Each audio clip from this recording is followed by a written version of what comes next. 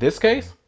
It makes my Z Fold 6 harder to use, and I didn't notice it until it was almost too late, but this case is still one of the most popular out there.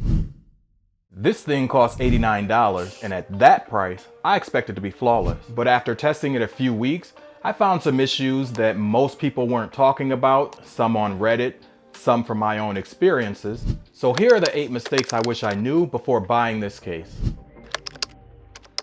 The front screen bezel is too deep. You lose edge access, swiping, typing, even back gestures. It's a pain.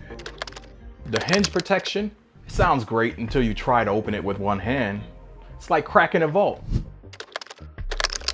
This turns your sleek fold into a chunky brick. Tight pockets, forget it.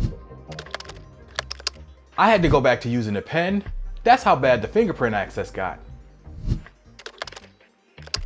The buttons lose their click. They're mushy and inconsistent. Half the time I wasn't even sure I pressed anything. Wireless charging is a guessing game. You'll keep shifting the phone around, hoping the light turns on. Not ideal when you're in a rush. No S Pen support.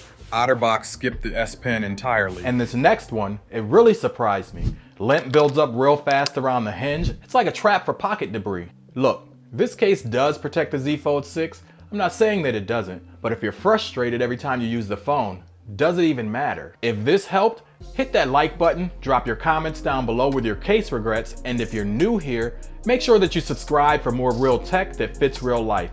I'm Enan from Udroid Mania, real tech, real travel, real life. I'm out.